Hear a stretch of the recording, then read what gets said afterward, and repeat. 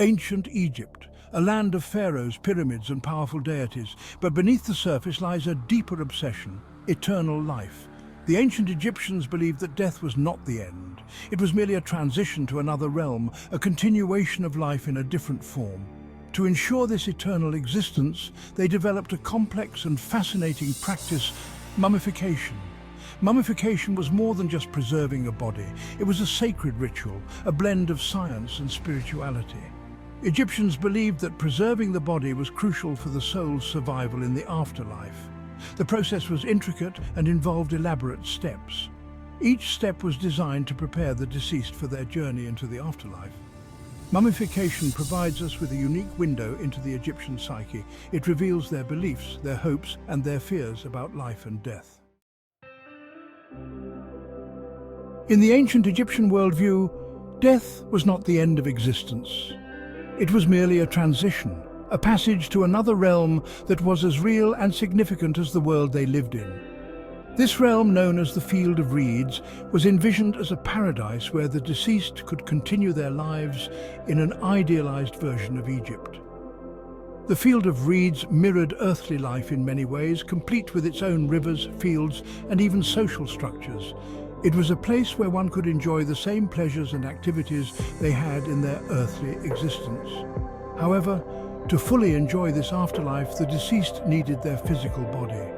The preservation of the body was crucial because it served as the home for the soul. The ancient Egyptians believed that a person was composed of two essential parts: the physical body, known as the Khat, and the spiritual soul, referred to as the Ba. The Ba was depicted as a bird with a human head and was believed to be free to travel between the worlds of the living and the dead. It could visit the living during the day and return to the tomb at night.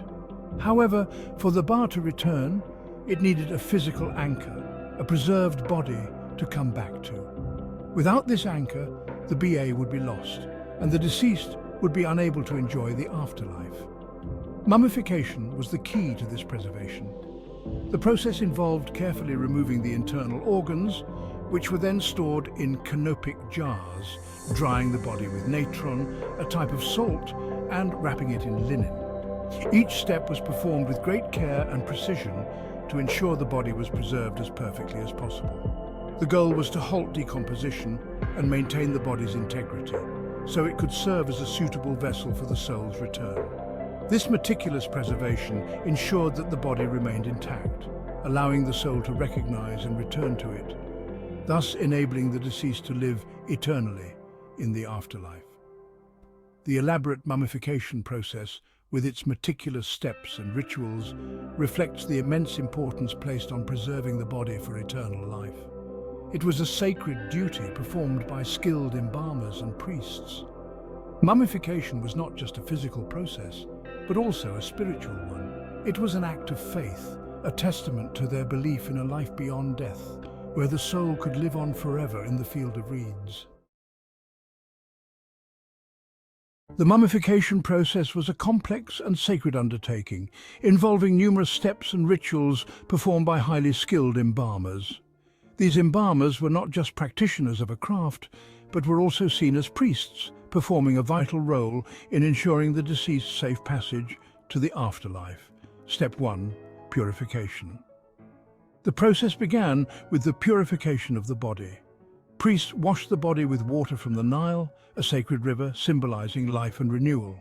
This ritual cleansing was essential to prepare the body for the journey ahead, as the Nile was believed to have purifying properties that would cleanse the soul as well as the body. Step 2. Organ removal.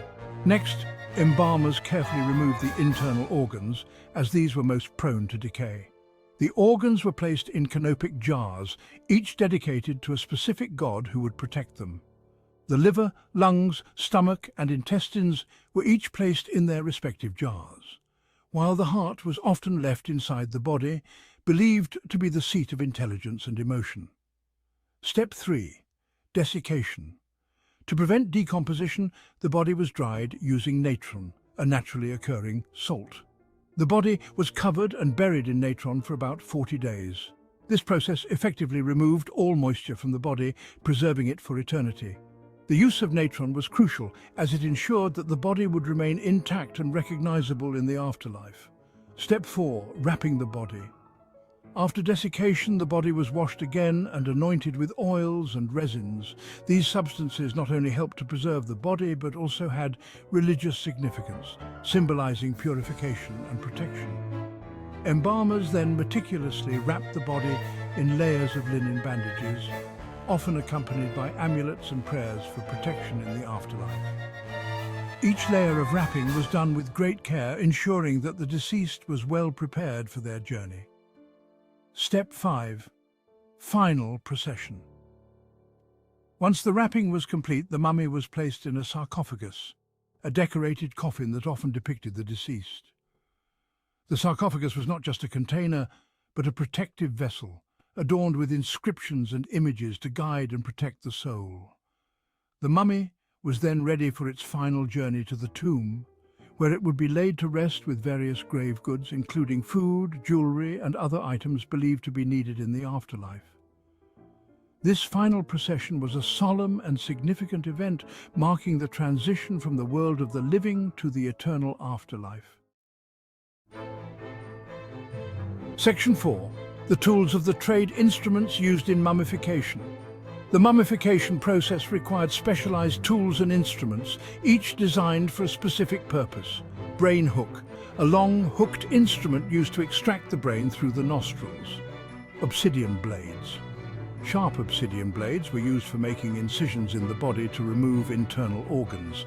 Bronze knives. These knives, with their durable blades, were used for various tasks during the mummification process. Linen bandages. Long strips of linen were used to meticulously wrap the body, providing support and preservation. Natron, a naturally occurring salt found in dry lake beds, used for desiccation.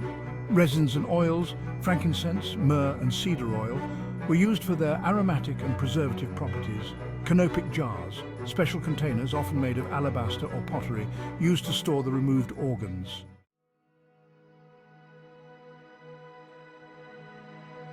Section 5. Journey to the afterlife. The religious beliefs behind mummification. The elaborate mummification process was deeply intertwined with ancient Egyptian religious beliefs about the afterlife. It was not merely a method of preserving the body, but a sacred ritual that ensured the deceased's safe passage to the next world. Egyptians believed that death was not the end, but a transition to another realm. This belief was central to their culture and influenced many aspects of their daily lives and practices. This realm, known as the Field of Reeds, was a paradise where the deceased could enjoy an eternal existence. It was depicted as a mirror image of their life on earth, but without any of the hardships or suffering. However, reaching the afterlife was not automatic. The journey to the Field of Reeds was fraught with challenges and required the deceased to prove their worthiness. The deceased had to undertake a perilous journey through the underworld, facing trials and tribulations along the way. This journey was guided by the texts and spells found in the Book of the Dead, which served as a manual for navigating the afterlife. One of the most critical moments in this journey was the weighing of the heart ceremony. The heart of the deceased was weighed against the feather of Ma'at, the goddess of truth and justice. This ceremony was overseen by Anubis, the god of mummification and the afterlife. If the heart was pure and balanced with the feather, the deceased could enter the afterlife. If not, their soul would be devoured by Amit, a fearsome creature that was part lion, hippopotamus, and crocodile. Mummification played a crucial role in this journey. The process involved removing the internal organs, drying the body with natron, and wrapping it in linen.